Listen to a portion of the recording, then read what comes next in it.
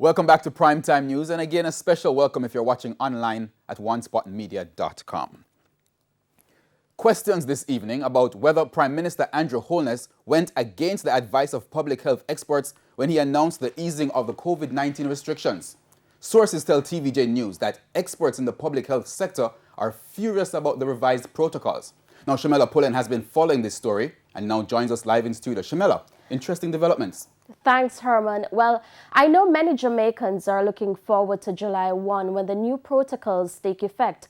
But as we have reported, persons in the medical sector are nervous. Now, sources tell me that prior to making the announcement, the government was warned against easing the restrictions at this time, given the challenges being experienced with the vaccine program and the threat of the Delta variant of the coronavirus.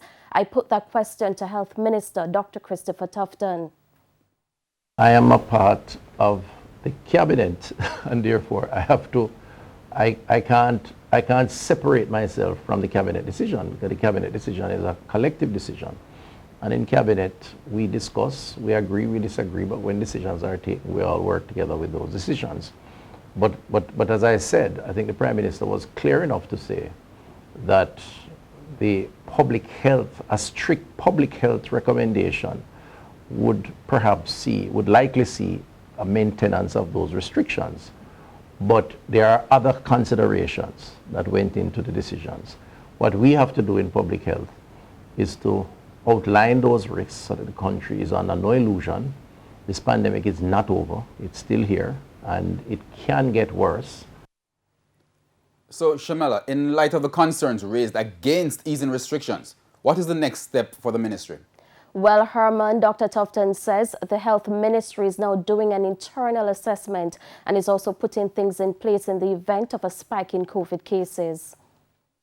That preparation is going to involve a series of things. It's going to involve how we prepare the population for the possibility of that surge and the need to review and to pull back on some of the restrictions that have been eased or to reimpose. It involves how you rotate your staff and try to keep your staff motivated. Many of them are tired and fatigued. Address some of the internal issues that you have seen in recent times to ensure that they are motivated, things like salary issues and payment for services. Then preparing the hospitals in terms of beds, in terms of equipment, ventilators, the PPEs, which are important. There are also questions about resource constraints. The minister admitted that there is a shortage of public health inspectors across the island, but he was quick to point out that the ministry will be getting help from other ministries to man events. The agencies and ministries. So the Ministry of Local Government, for example, have their own inspection teams, if you will. They vet applications for venues, and part of that vetting also involves whether those some protocols are in place. Ultimately, the public health team will have to play a role there.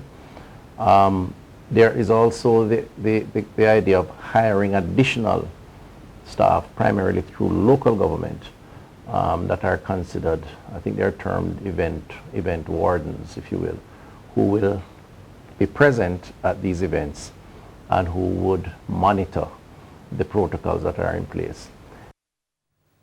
So, Herman, interesting times ahead as the country continues efforts to contain the COVID-19 virus. Interesting indeed, and we'll continue to monitor those and give you the latest each evening as we do our newscast.